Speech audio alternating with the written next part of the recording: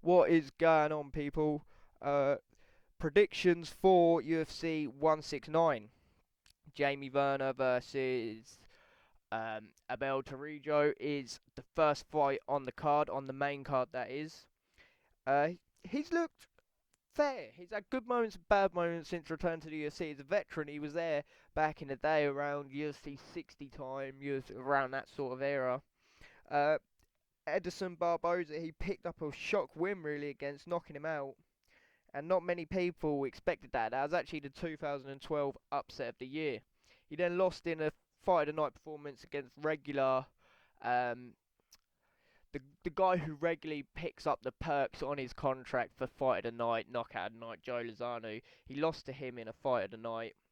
He then beat Melvin Gillard and he lost to Toribru in his last fight. But he's looked pretty good from since his comeback to the UFC. I don't, however, see him win this fight. I see Abel Torrijos just bitting a level above him. He's just a little too good in my eyes. A guy who's looked great in the UFC. He's had some great knockouts. The thing about this guy is people say that he throws illegal strikes sometimes. Um, it was a no contest against Roger Bolin in their first matchup because of an illegal elbow landed. In the second fight, Torrijos got the win against Roger Bolin.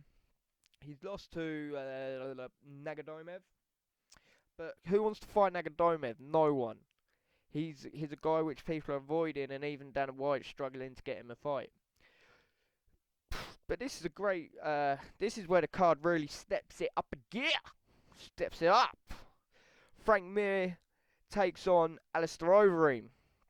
We all really know about these guys, so I don't need to go into it too much. Former interim world champion Frank Mir, really looking to get the win back behind his sails after 3 losses in a row. He's kind of only still at the UFC out of respect, but he's lost to good guys. Daniel Cormier, the Daniel Cormier just wrestled him up against the fence. Didn't take him to the ground because he knows that Frank Mir is a great submission artist. Daniel Cormier just wrestled him up against the fence and he got the win from there, got a unanimous decision. He was beat viciously by Josh Barnett. That was quite a nasty knockout from what I remember, and the same with Junior Dos Santos, got quite a nasty knockout against him. But that was for the title. But to be honest, in all fairness, Alistair Overeem also a guy who really needs to get some wind behind his tails, which he hasn't had since his good old friend Mr. Royd, and I'm not talking about hemorrhoid, I'm talking about steroid, has left him. I really think this is a win or go home fight. He lost to Travis Brown, and Antonio Silva. They're both top guys, but after testing positive after the fight against Brock Lesnar, a fight which I really think should have been the decision should have been reversed. I think it would have if Brock Lesnar hadn't have signed with the WWE. I really do. I think he had already signed by the time that came out. I actually see Frank Mir winning this fight. I don't know why, but Overeem's just not the same guy since he stopped taking the TRT. So I'm giving this one to Frank Mir, and I think he'll get a submission. I think he'll try to take Alistair Overeem down, and I think he will succeed and eventually work a submission. I think he'll rest him on the ground for a bit, but in the second or maybe even third round, Frank Mir will get the submission. In the main event, Jose Aldo will take on Ricardo Lamas. A lot of people questioning uh, Jose Aldo's opponents, really. It's not Jose Aldo's fault. There's not too many people in his division. It's a new division. Sometimes these new divisions are great. Sometimes they take a little bit of time. But he's beat everyone, Jose Aldo, and he's a great champion, and he's one of the top fighters in the world, pound for pound. I think now that Anderson Silva's out of that, you've got to put him both of the guys main event in the champions going into this card. You've got to put him one in the top three, maybe even 1 and 2. Some people would argue, especially with GSP gone. I know John Jones is up there, but these guys, Jose Aldo's picked up wins against the Korean Zombie, Frankie Edgar, Chad Mendes, Kenny Florian, Hominick, a bunch of guys. But mate, I think even Cub Swanson. Got all the guys back in the WEC that he beat. Some top guys there. Uh, there should be a good fight. I don't really see Ricardo Lamas having much of a chance in this fight. I see Jose Aldo finishing this in the first round.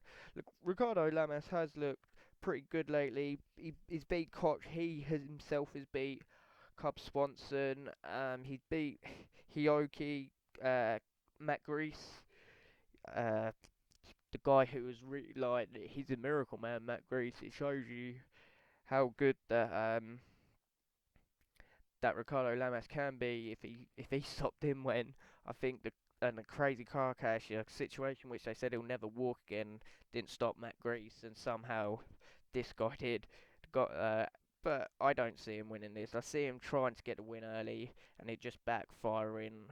Jose Aldo having a little bit too much class. Main event time. Renan Barao, guy who's been quoted as being the UFC's Floyd Mayweather by Dana White. Tells you how good this guy is. He's been undefeated for 7 years, and it was literally the first ever fight of Renan Barao's career that that he lost. So like since come to UFC, he's beat Pickett, Jorgensen, the guy he's fighting Uriah Faber, so this is a rematch. So many twists and turns to this fight. Michael McDonald and Eddie Winlett, who's also fighting on the undercard. And I touched on the other day. No, Eddie Winlett's on the other undercard of this weekend's UFC on Fox. Benson Henderson versus Josh Thompson card. But Sergio Batista's little brother's higher off on the card than him, so that shows you where Batista's little brother is. But that's on my other video. But yeah, so Renan Barao's picked up some great wins in the UFC, and Uriah Faber has been on great form.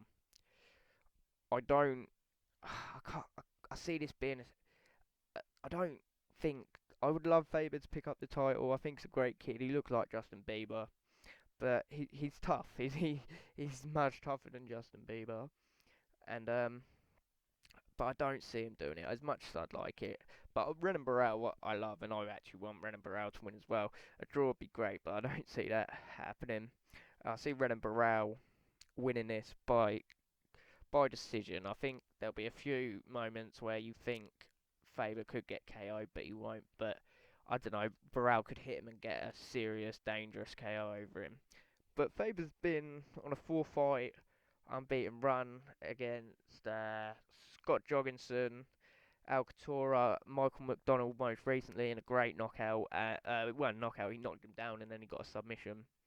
And that's which earned him the title shot because Dominic Cruz was not able to be fit in time. He suffered another injury, another knockback, which is a shame for Dominic Cruz to stop the unification fight. So Barao's been bumped up to the full-time champion. This will be his first defense. And yeah, I see Barao winning this one on points, and I see him. It'll be a points decision, but it'll be quite a wide points decision. I see Barao just having far too much class. Those are my predictions. Let me know yours. Let me know who you think's going to win, and let me know what fights you're excited for.